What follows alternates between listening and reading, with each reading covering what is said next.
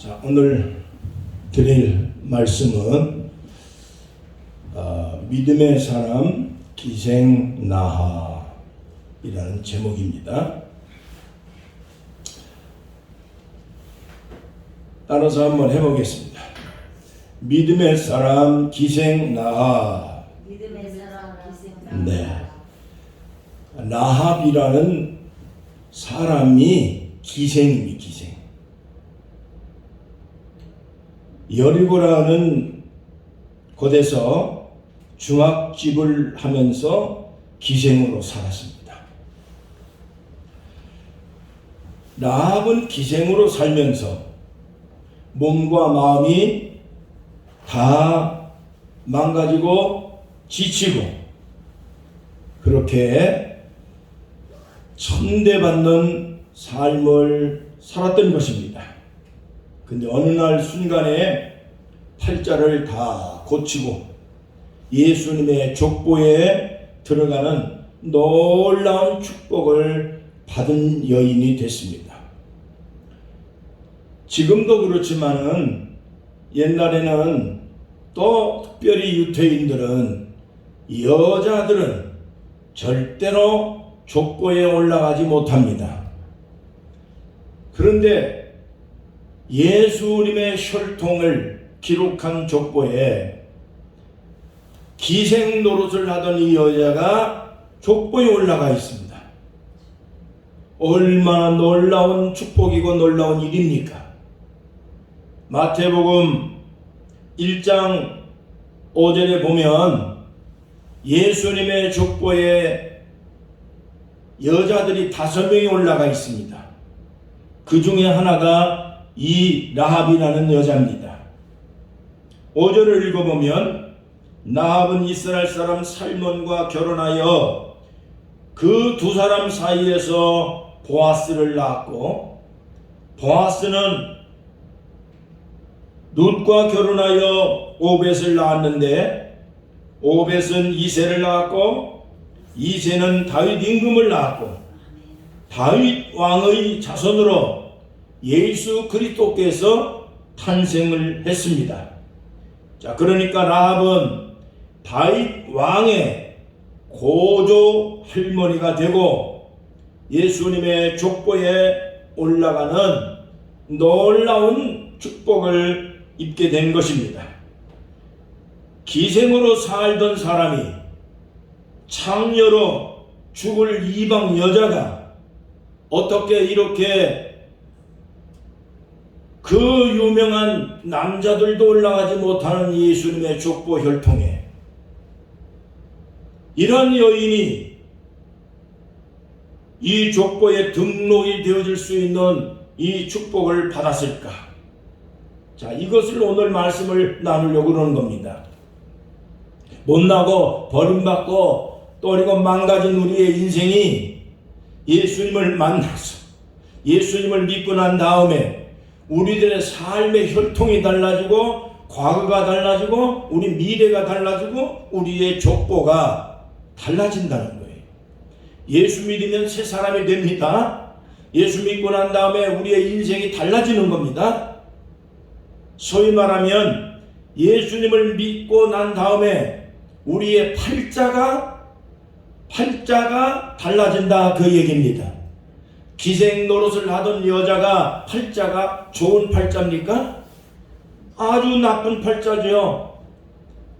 인생을 부정스럽고 그리고 불편하고 불행하면서 그렇게 살던 여자가 팔자 살아온 인생을 살았지만 예수님을 영접하고 난 다음에 하나님을 믿는 자녀가 되어지고 난 다음에 하나님의 복을 받아서 그 팔자를 고쳤으니 오늘 우리에게 주시는 놀라운 교훈을 이 기생 라합을 통해서 우리가 배워야 됩니다. 우리도 팔자를 고쳐야 되고 우리들의 과거도 고쳐야 되고 우리들의 미래를 하나님의 은혜 가운데서 이 놀라운 혈통을 정말로 우리가 이렇게 본받아야 될 필요도 있다 그런 얘기입니다.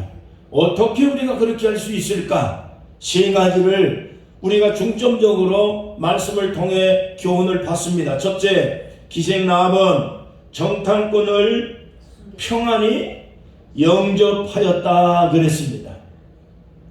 이스라엘 백성들이 가나안 땅을 정복하기 위해서 당시의 지도자였던 여호수아의 명령을 따라서 정탐꾼 2명을 선발을 해서 여리고 땅을 미리 점검을 하고 오라고 했습니다. 여리고 땅의 지형이 어떤지, 군사시설이 어떠한지 이리저리 살펴보고 오라고 여리고를 보냈는데, 2 정탐꾼이 여리고성에 들어가서 이것저것을 살펴보다가 사람들에게 발각이 됐습니다. 그래서 도망친 것이 기생 나합의 집이었습니다. 근데 이 낯선 사람이 내 집에 들어오면 우리도 분명히 그럴 거 아니겠어요? 당신이 누구냐고 아무도 예고도 없이 그냥 그래 들어왔는데, 당신이 왜 이곳에 들어왔느냐? 내 집에 왔는데 우리 여리고 사람이 아닌 것 같다. 그러면 경찰한테 신고하면 될 거 아니겠습니까? 만약 경우에 간첩이 와서 숨겨달라고 얘기하면 우리가 간첩을 숨겨주면 숨겨준 죄를 나도 뒤집어 써야 되고, 그리고 그 당시에는 목숨을 잃을 수가 있습니다. 그렇기 때문에 기생 나합이 놀라서 소리를 지르거나 신고하면 끝나는 겁니다. 자기도 살아야지요. 이때를 말로 얘기하면 간첩인데, 남의 나라 사람이 우리나라를 정탐하러 왔으면 이 사람을 신고하는 것이 당연합니다. 그런데 기생 나합은 이 사람들을 안심시키고, 성경에 보니까 평안히 영접해주고, 그리고 자기 집 다락방에 이 2 사람을 숨겨 주었다고 얘기했습니다. 성경을 해석한, 성경을 그 책을 주석을 보니까 정탐꾼은 누구를 말하느냐? 오늘날 복음을 전하기 위해서 파송받은 하나님의 종들을 의미한다라고 해석을 하고 있습니다. 그래서 기생 나합은 정탐꾼을 보았을 때 우리가 여호수아 2장을 보면 자세하게 이 내용이 나옵니다. 기생 나합이 이 사람들을 봤을 때 평상시에 보던 사람들하고 틀렸습니다. 예사로운 사람이 아니었구나, 보통 사람이 아니었구나 하는 것을 한눈에 알아보았다 그랬습니다. 그래서 이 사람들이 하나님을 믿는 이스라엘 사람이라고 하는 것을 발견을 하고 간담히 선언했다 그랬습니다. 하나님을 믿는 사람들이 하나님의 도움을 받아서 어디를 가든지 간에 승리하고, 어디를 가든지 간에 모든 핍박자를 물리치고 이기고 살아가는 이 모습을 소문을 듣고 알았다는 겁니다. 하나님을 믿는 사람들이 보통 사람이 아니라는 것을 이 기생나합이 알았다는 것입니다. 그래서 정탐꾼 2 사람이 몰래 자기 집에 숨었는데 이 사람을 보니까 예사로운 사람이 아니라 보통 사람이 아니고 하나님의 종들인 것을 한눈에 알아보고 평안히 영접을 했다, 그런 얘기입니다. 여러분, 지나가는 나그네 하나를 영접하고 냉수 한 그릇이라도 대접하면 결단코 그 상을 잃어버리지 않겠다고 말씀을 했습니다. 마태복음 10장 40절과 42절에 보면 하나님의 종들을, 복음을 전하고 말씀을 전하는 하나님의 종들을 예수님 영접하듯이 영접하고, 선지자로 대접하듯이 대접을 하고, 의인을 대접하듯이 의인을 대접하는 마음으로 대접을 했을 때 냉수 한 그릇이라도 준다면 결코 그것을 하나님이 잃어버리지 아니하고 반드시 갚아줄 것이다 그랬습니다. 지나가는 나그네를 대접해도 복을 받는데 하나님의 종들을, 말씀을 전하는 하나님의 종들을 그냥 보내지 아니하고 냉수 하나라도 대접하고 뭐 작은 것 선물이라도 준다, 절대 그게 손해나는 일이 아니다 하는 말씀을 하고 있는 것이지요. 갈라디아 4장 14절에 보면 갈라디아 교인들이 바울 사도가 복음을 전할 때 바울 사도가 눈이 나빠가지고 시력이 잘 보이지 않습니다. 젊은 나이인데 시력이 상하고 그래서 글씨를 잘 보지 못합니다. 글을 쓰지 못합니다. 그래서 사람을 시켜서 대피를 시킬 정도로 시력이 매우 나빴다 그랬습니다. 또 어떤 사람들은 해석하기를 바울 사도는 간질에 걸려서 그래서 일이 쓰러지고 갑자기 넘어지고 하는 이런 일들도 있었다고 합니다. 간질이든 안질이든 어쨌든 바울 사도는 하나님의 종인데 복음을 전하다가 몸이 약해져 가지고 자꾸 쓰러지고 또 몸이 연약해서 병들어서 힘들고 하니까 전도하고 설교하는데 너무너무 어려움을 겪는 겁니다. 그래서 옆에 의사라고 하는 누가라고 하는 분이 언제나 바울 사도 옆에서 함께 의료로 병을 치료해주고 간호해주고 돌봐주었습니다. 그리고 주변에는 많은 사람들이 바울 사도 힘들지 않도록 이 모양 저 모양으로 도와주었습니다. 물질도 도와주고 그리고 글도 대신 써주고 심부름도 대신 해주면서 바울 사도가 복음을 전할 때 지금 지진이 일어나고 있는 이 터키, 그 터키에 7개 교회를 바울 사도가 다니면서 개척을 하고 그리고 교회를 세웠습니다. 그 교회들을 바울 사도가 다니면서 세울 때에 제가 가서 7대 교회를 전부 다 가보니까 너무너무 질이 뚝뚝 떨어졌습니다. 여기에 대전에서 속초까지 딱 떨어져 있고 어떤 데는 강릉까지 떨어져 있고 더 먼 데는 저 삼척까지 떨어져 있습니다. 그런 곳을 버스도 없지 차도 없지 거기에 다 걸어 다녀야 되고 말 타고 가야 되고 이래 다녀야 되는데 그 먼 길을 왔다 갔다 하면서 교회를 7개를 세웠습니다. 그런데 너무너무 힘들고 어렵고 지치고 할 때마다 옆에 있는 신자들이 집사님이 도와주고 권사님이 도와주고 장로님이 도와줬습니다. 그래서 성경의 갈라디아 4장 14절에 보니까 갈라디아 교인들이 특별히 많이 도와줬다 그랬습니다.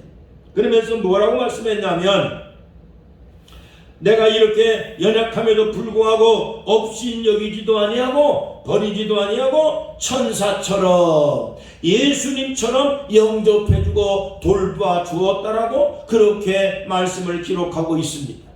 여러분 우리가 하나님의 정도를 잘 도와주고 목회 잘 할 수 있도록 협력해주면 하나님께서 이 수고에 대해서 반드시 보상하시고 축복하신다고 하는 것이 성경의 약속이고 그 약속대로 오늘날 전 세계에서 기독교 역사를 보면 목사님들이 아무리 훌륭해도 혼자 목회하는 게 아니기 때문에 누군가가 도와줘야 목회하고 누군가가 도와주는 사람이 있어야만이 복음이 전파되어지고 교회가 세워져 간다고 하는 것을 우리는 경험으로 역사로 알 수가 있는 것입니다. 그렇기 때문에 끊임없이 계속해서 주의 종들이 하는 일을 협조하면서 협력하여 여러분 섬기는 여러분들이 되시기를 주의 이름으로 축원합니다. 여기 기생라합이 이렇게 정탐꾼을 편안히 영접해 주었다. 그것 때문에 하나님의 놀라운 구원이 이루어졌다라고 성경은 분명하게 약속하고 말씀 기록하고 있습니다. 뿐만 아니라 정탐꾼을 영접해 주고 난 다음에 기생라합이 정탐꾼에게 이렇게 묻습니다.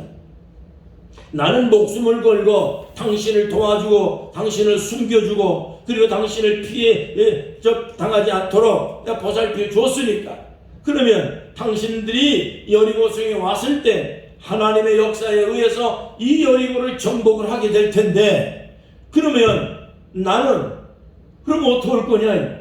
당신들을 숨겨주고 그래서 나는 여리고성 사람들한테 미움받을 것이고 나는 혹시라도 잡혀가서 난 죽게 될 것이고 그렇게 될 텐데 나는 당신을 숨겨줬으니 당신도 나에게 무엇을 해줘야 되지 않겠느냐? 약속을 해라.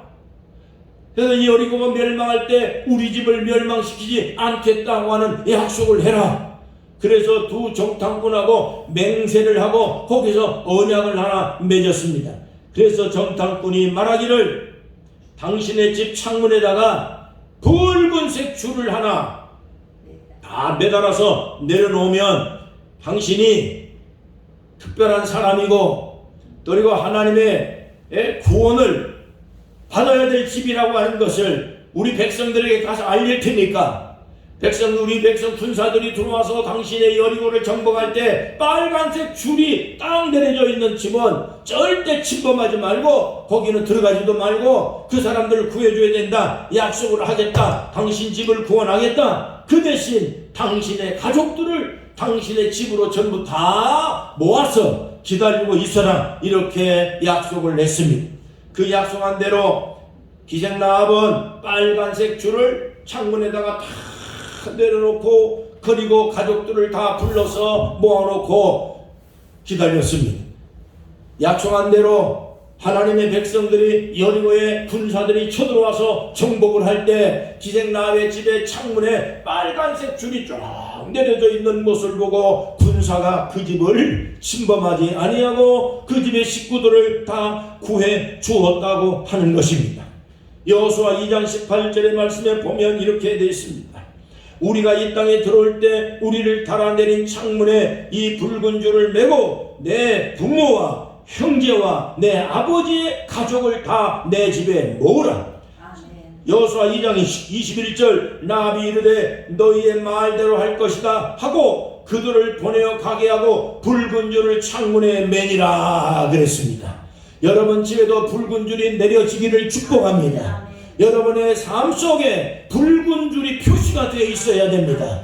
그래서 세상 사람과 내가 다르다라고 하는 것을 표시를 분명히 하고 다녀야 되는 것입니다. 여러분 여기에 붉은 줄은 뭐냐? 붉은 줄은 히브리 말로 샤니라고 하는 단어입니다.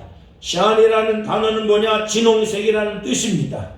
붉은색은 십자가에서 우리의 죄를 사하기 위해 흘려주신 예수님의 피를 상징하고 있는 겁니다.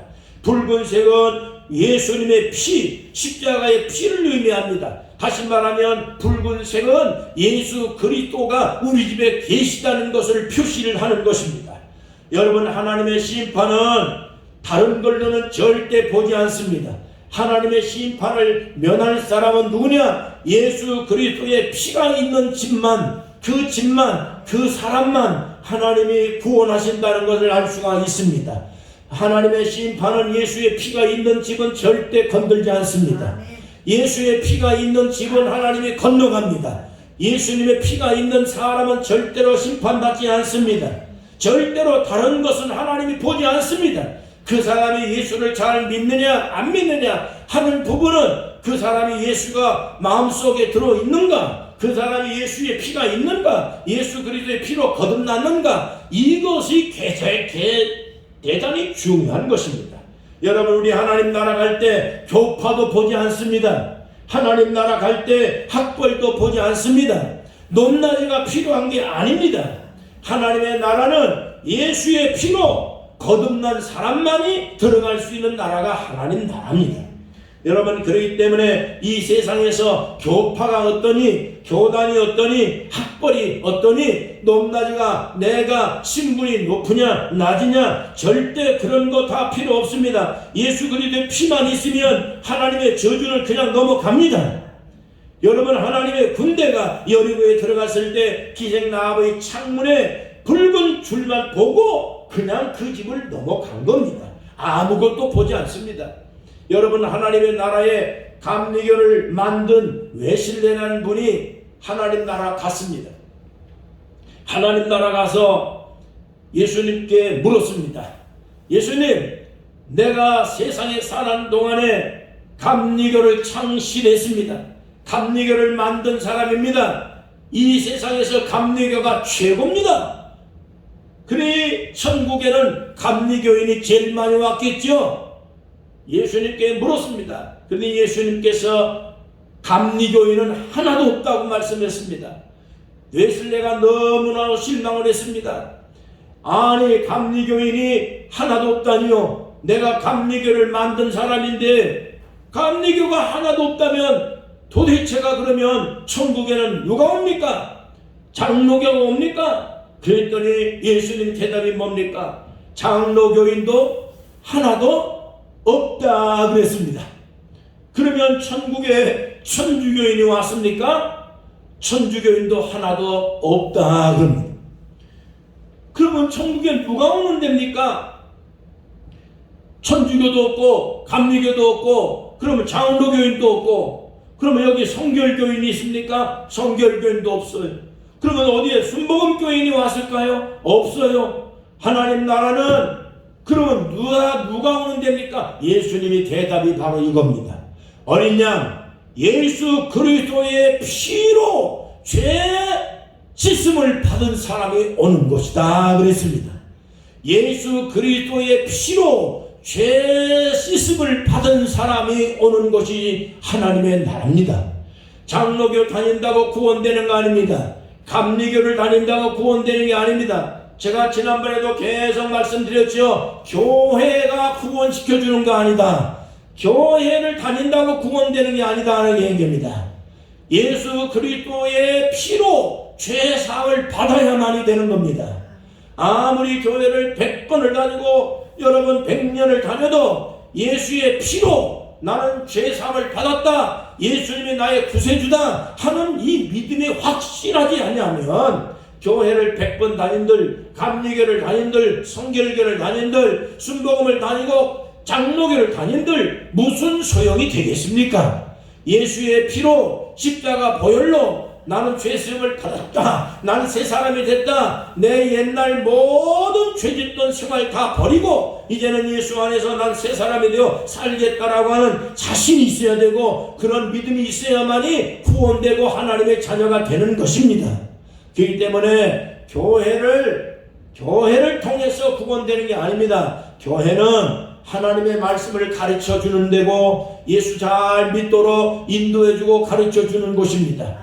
그렇기 때문에 어느 교파가 중요한 게 아니라 예수님을 잘 믿어야 됩니다. 예수의 피로 거듭나야 됩니다. 예수 그리스도의 십자가 보혈로 우리가 죄사함 받았다라고 하는 이런 확신을 가져야 됩니다. 이 믿음이 있어야만이 되는 거지, 이 믿음을 안 가지면 우리가 그동안 믿는 자체가 헛수고가 될 수밖에 없기 때문인 것입니다. 출애굽기 12장 13절에 보면 내가 그 피를 볼 때 내가 너를 넘어갈 것이다 그랬습니다. 6월절 어린 양, 여러분 이스라엘 백성들이 애굽 땅에서 430년을 노예 생활을 할 때 하나님께서 모세를 통해서 해방시켜 주었습니다. 그런데 해방시켜 주면서 10가지 재앙을 내렸는데 애굽 사람들 다 멸망을 시켰습니다.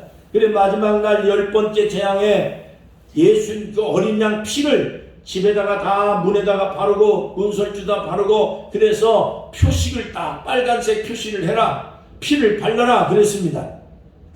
그래가지고 하나님의 백성들이 전부 다 자기 집 문설주에다가 그런 문에다가 다 이렇게 어린 양 피를 뽑아가지고 다 발랐습니다.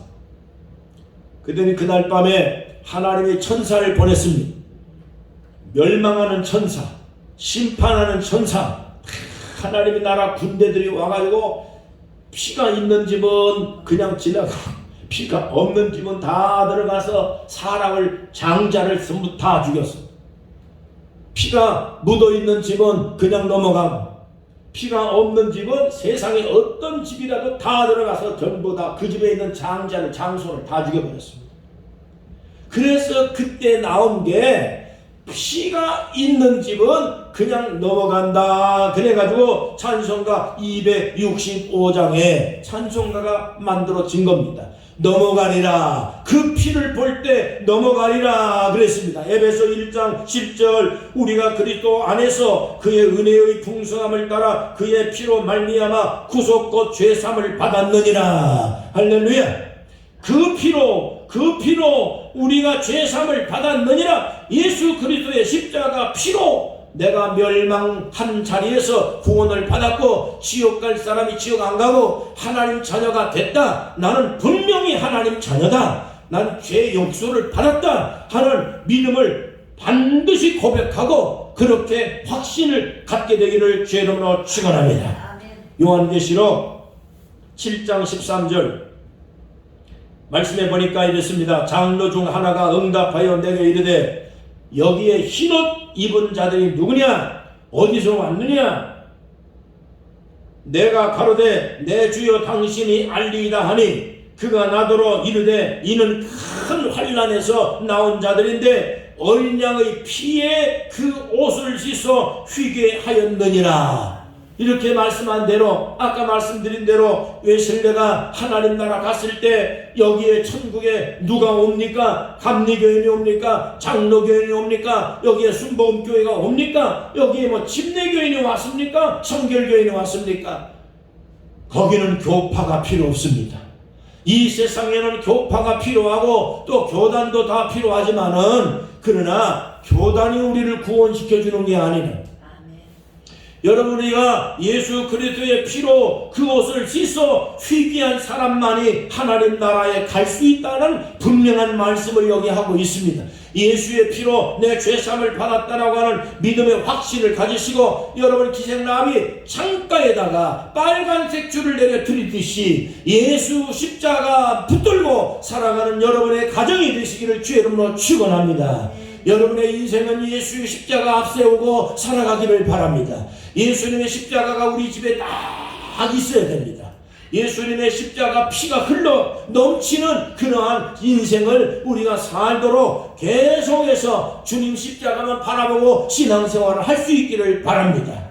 여러분, 히브리서 9장 22절입니다. 피 흘림이 없은즉 사함이 없습니다. 히브리서 10장 19절 형제들아 우리가 예수의 피를 힘입어서 성소에 들어갈 담력을 얻었느니라. 여러분, 살다가 힘들고 지치고 어렵고 쓰러지고 싶은 마음이 있을 때 십자가 바라보고 십자가 붙들고 여러분 일어나시기를 바랍니다. 여러분, 이 십자가 붙들고 쓰러질 때 믿음으로 붙들고 일어나시기를 바랍니다. 기생 라합은 평생을 몸 팔고 살던 기생입니다. 평생을 죄짓고 살던 불쌍한 인생입니다. 그러나 기생 라합이 정탐꾼을 만나면서 족보도 달라졌고 인생도 달라졌습니다. 왜냐? 복음이 들어갔기 때문이에요. 복음이 들어갔기 때문이에요. 하나님이 어떤 분이라는 사실을 듣고 간담이 녹았다 그랬잖아요. 여러분이 하나님의 말씀을 들을 때 간담이 녹아야 돼요. 성경을 읽을 때 간담이 녹아야 돼요. 그래서 우리의 마음이 녹아도 우리의 간담이 녹고 우리들의 경험이 녹고 내 지식이 내 생각이 녹아야 돼. 그래 하나님의 말씀이 내 인생을 바꾸고 그래서 우리의 삶을 하나님이 다 구원시켜서 용기를 갖게 만들고 우리의 과거를 변화시키는 하나님의 위대한 역사가 함께한다는 것을 여러분 증거로 세우시기를 주의 이름으로 축원합니다. 축원합니다. 가족을 전부 집안에다 다 모아라. 그래 내가 구원시켜 주겠다 이렇게 약속을 냈습니다. 그러면 예수의 피를 의지하고 십자가를 붙들고 여러분 일어나서 새로운 인생이 되시기를 바랍니다. 가족을 전부 다 구원시키시고 그리고 팔자를 고쳐 과거를 전부 다 이제 새로운 인생으로 바꿔요. 기생라합이 족보가 바꿔졌듯이 팔자 나쁜 기생라합이 창녀로 살던 기생라합이 이제 완전히 예수님을 영접하고 난 다음에 기생라합을 누가 창녀로 부릅니까?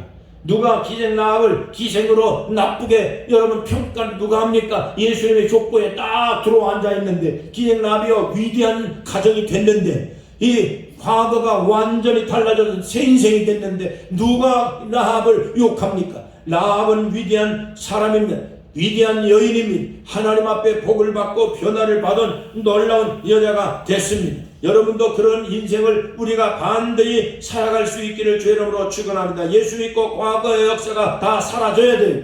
과거에 여러분 절대 집착하지 마세요. 기생라합이 예수 믿고 달라졌듯이 오늘도 우리들의 과거의 조상에 흘러내려왔던 조상의 족보가 달라져야 돼요. 제가 자꾸 얘기합니다. 가정에 DNA, 가정에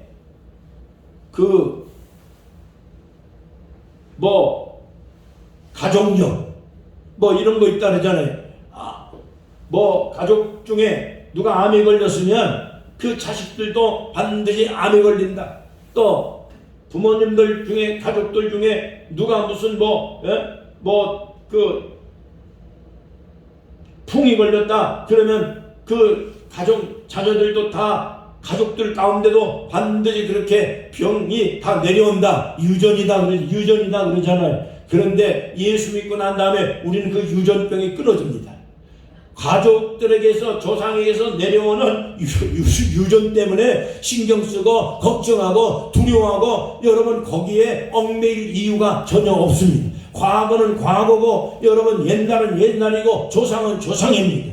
그렇기 때문에 조상 대대로 과거 대대로 내려왔던 잘못되어진 그 모든 것들을 내가 예수 믿고 난 다음에 생활도 고치고 생각도 고치고 마음도 고치고 미래의 희망을 가지고 예수 안에 십자가 붙들고 나가면 예수 안에 새 사람이 된다고 분명히 말했습니다. 우리는 예수 믿고 새 사람이 될 수 있다고 성경은 분명히 약속했기 때문에 유전병에 의해서 여러분 신경 쓰고 걱정할 거 하나도 없습니다. 예를 들면 우리 아버지는요 중풍으로 쓰러져서 오랫동안 고생을 하면서 여러분 세상 살았습니다.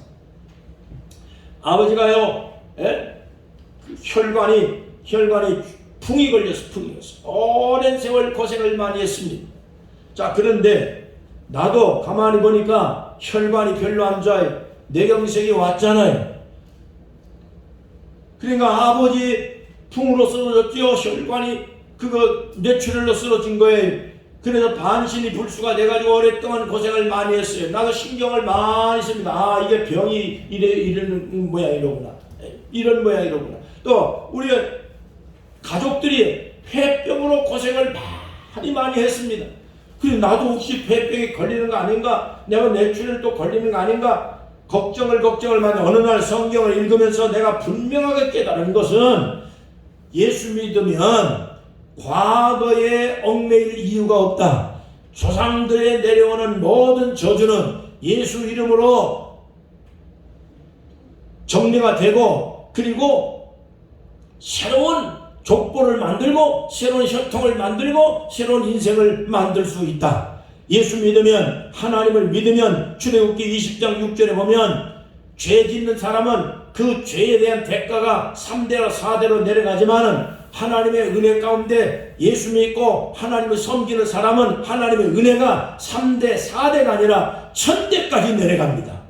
자 그런데 3대 4대에서 내려오는 저주의 혈통 잘못된 습관들 또 과거에 우리 아버지 할아버지가 할머니가 고조가 잘못 지었던 모든 죄악들을 그러한 것들을 내가 껴안고 살 필요가 뭐 있습니까?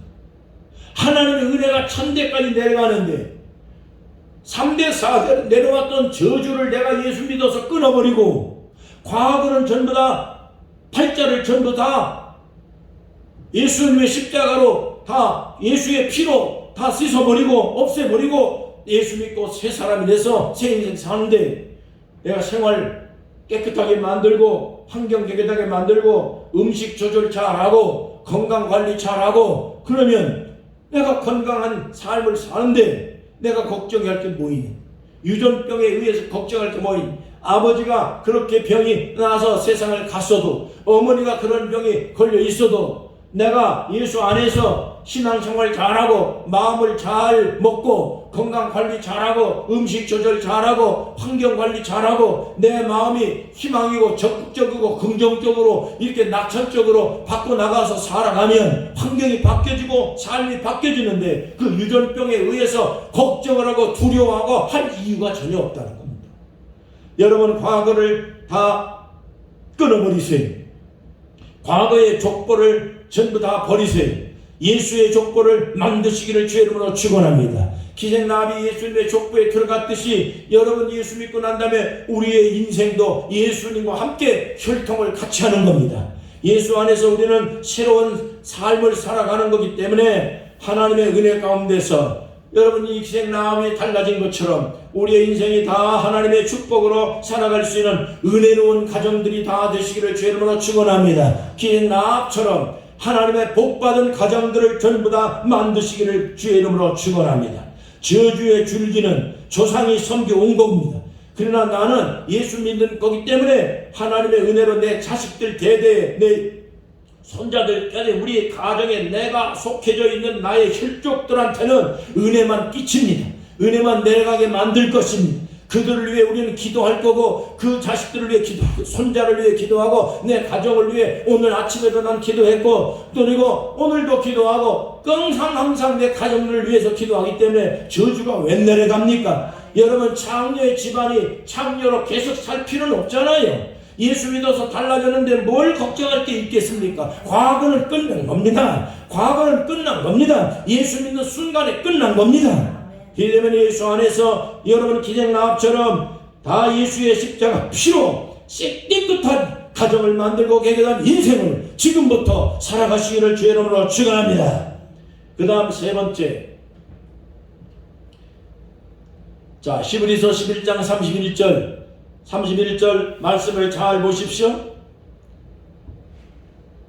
자 읽어보시겠습니다. 다 여기 한번 보십시다. 믿음으로 기생나합은 자 보세요. 정탐꾼을 평안히 영접하였던 이게 기생나합의 신앙입니다. 어떻게 해서 이 기생 노릇을 하던 이 라합이라는 여자가 아무도 올라갈 수 없는 예수님의 족보에 올라가서 그렇게 팔자 고친 인생이 됐느냐? 내 인생도 이렇게 돼야 되지 않겠느냐 하는 얘기입니다.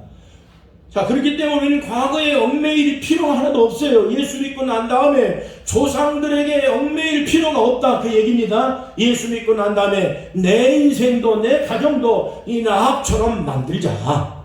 자 그러면 어떻게 되느냐? 첫째, 정탐꾼을 평안히 영접했습니다. 자 이게 기생나합이 이렇게 된 거예요. 첫째, 정탐꾼은 하나님의 복음을 위해 살아가는 하나님의 종들, 하나님 복음을 위해 파송받은 하나님 종들입니다. 그래서 하나님의 종들 하는 일을 적극적으로 협력하고 협조하고 그래서 함께 헌신하고 이렇게 수고하고 살아가면 하나님께서 의인을 대접하면 의인의 상을 받는다. 주의 종들이 뭐 의인이 어디 있습니까? 주의 종들이 선지자가 어디 있습니까? 그럼에도 불구하고 선지자 대접을 해주고 그럼에도 불구하고 의인처럼 대접을 해주니 주의 종들이 예수님이 어디 있냐고요. 그런데 예수님 섬기듯이 하니 예수님의 그 모습을 보면서 얼마나 축복을 하시고 얼마나 귀하게 여기시겠냐 그런 말씀이에요. 그래서 하나님의 종들을 잘 도와줘라 그 얘기입니다. 그 다음에 둘째, 자 여기 보니까 순종하지 아니한 사람, 순종하지 아니한 사람은 멸망을 했다 그 얘기죠. 근데 기생나합은 순종하지 아니한 자와 함께 멸망하지 않았어. 그러면 순종을 했다는 얘기예요? 안 했다는 얘기예요? 순종을 했다는 얘기죠. 자 무슨 순종? 첫째, 내 창문에다가 붉은 줄을 내려 뜨려라 하고 약속을 했는데 그 약속을 안 지킨 가인은 하나님 앞에 제사를 연락받지 못했어. 가인의 제사가 잘못된 이유는 뭐예요? 부모님이 제사 드리는 모습을 보고 듣고 배웠을 텐데도 불구하고 그 제사법에 따라서 순종하지 아니했다 그 얘기입니다. 그렇기 때문에 순종이 얼마나 귀중한지 모른다. 기생나합이 정탐꾼이 시키는 대로 창문에다가 빨간 줄을 내려뜨려라 했을 때 그걸 안 내려뜨렸으면 뭐 줄 내려뜨린다고 망하겠니? 이건 구원 받겠냐? 하고 순종 안 했으면 빨간 줄 내려뜨려라 아마 기생나합이 옆집의 사람들한테 얘기했을지도 몰라. 근데 안 내려뜨렸어. 이 기생나합의 집에만 있었다 얘기예요. 그렇기 때문에 신앙생활 하는데 엄청 중요한 건 제사보다 순종이 귀하다. 기생나합이 순종했기 때문에 구원받은 거예요. 여러분 믿음은 행함이 동반되지 않으면 진짜 믿음으로 견디기가 어렵습니다. 그렇기 때문에 여러분 말씀에 순종하여 늘 살아가기를 주의 이름으로 간절히 축복합니다. 로마서 5장 17절에 보면 한 사람의 불순종으로 죄가 이 세상에 들어와가지고 모든 사람들, 인간들을 죄인으로 만들었습니다. 그런데 한 사람 예수 그리스도가 이 세상에 와서 순종함으로 자기 몸을 버려서 죽기까지 복종하여 죄에 빠져있는 모든 인간들을 예수님 한 사람 순종으로 구원에 이르게 만들었다. 그러므로 누구든지 예수님처럼 순종하게 되어지면 구원을 받을 수 있도록 만들었다 하는 것이 그것이 하나님의 말씀이에요. 예? 순종하는 사람에게 본이 되기 위해서 예수님은 순종의 본보기가 됐다라고 하는 것이지요. 여러분 우리가 하나님의 말씀에 적극적으로 순종하여 살기를 힘쓰시기를 주의 이름으로 축원합니다. 순종하는 것이 말씀을 100번 듣고 알고 있는 것보다 더 낫다. 하나님의 말씀을 한 가지라도 순종하는 것이 그게 축복이다 하는 말씀을 드립니다. 하나님의 말씀 안에서 승리하는 여러분 되시기를 주의 이름으로 간절히 축원합니다. 기도하겠습니다. 하나님 아버지 감사합니다. 오늘도 이 귀한 아침에 기생라합처럼 우리의 과거는 별 볼 일이 없었고 우리의 과거는 부정스러웠고 우리의 과거는 정말로 하나님 앞에 나설 수 없는 부끄러운 인생이었지만 예수 그리스도 안에서 십자가 보혈 피로 우리의 과거의 죄, 우리의 조상의 죄, 우리들의 모든 가문에 내려오는 악한 일들로부터 우리를 구해 주시고 성별시켜 성도가 되게 해 주셔서 감사합니다. 우리는 과거에 얽매이지 않습니다. 과거의 죄에서 우리를 구원해 주셨습니다. 과거에 팔자 사나운 인생을 살았지만 이제 예수 안에서 우리는 예수님의 혈통에 아버지 하나님 우리를 구원시켜 주셨습니다. 예수님과 함께 하나님의 가족이 됐습니다. 하나님의 백성이 됐습니다. 그렇기 때문에 담대한 믿음으로 감사한 믿음으로 기뻐하면서 즐거워하면서 긍정적으로 적극적으로 하나님의 말씀에 순종하여 살아갈 수 있도록 역사에 주옵소서. 우리 힘이 모자라오니 우리 힘이 부족하오니 성령을 보내주시옵소서. 성령의 은사를 보내주시옵소서. 세상을 이길 능력이 필요합니다. 죄악을 물리칠 수 있는 권세가 필요합니다. 예수 피로 예수 피로 예수 피로 십자가 보혈로 우리의 죄를 씻어 주시옵소서. 우리의 과거의 모든 유전병을 고쳐 주시옵소서. 끊어 주시옵소서. 가정에서 우한 질고는 떠나갈지어다. 떠나갈지어다. 떠나갈지어다. 유전병은 떠나갈지어다. 과거의 죄악은 떠나갈지어다. 과거가 못난 인간으로 살아왔으나 예수 안에서 우리가 주님 부르실 때까지 헌신하며 수고하고 봉사하며 순종하겠습니다. 주님 붙잡아 주시옵소서. 주님 영광을 위해서 살아가는 복된 성도들이 되게 하여 주시기를 간절히 기도합니다. 주님 내 과거는 보지 마시고 이제 새 인생으로 주님을 위해 살 수 있도록 역사해 주시옵소서. 주님 앞에 쓰임받기 원합니다. 주님 선한 도구가 되기를 원합니다. 주님 역사해 주시옵소서. 예수님의 이름으로 간절히 기도하옵나이다. 아멘. 찬송 부르겠습니다. 265장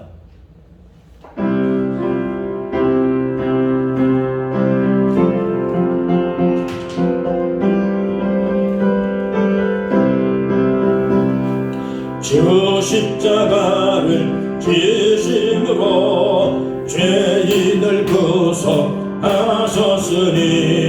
그 피를 보고 힘든 자는 주님의 진노 면하겠네.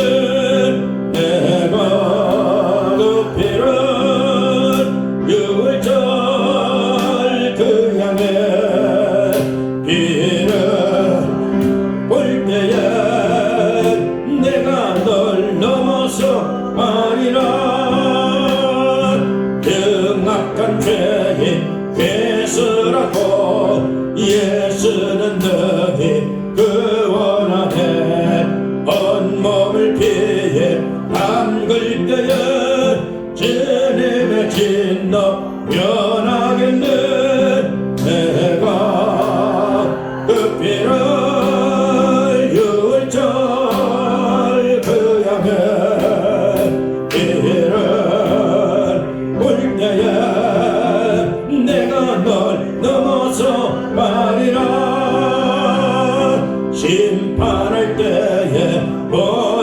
있어 행한 일 괴로 고응받네 주님의 피로 살 수 있으면 주님의 진노 면하겠네 내가 급해란 6월절 그 향해 너를 볼 때에 내가 널 넘어서 아리라 그대의 사랑 그 신음에 모열의 능력 은혜하세 흰판에 불이 내릴 때에 주님의 진노 면하겠네 내가 그 피를 6월절 그 피를 물 때에 내가 널 넘어서 말이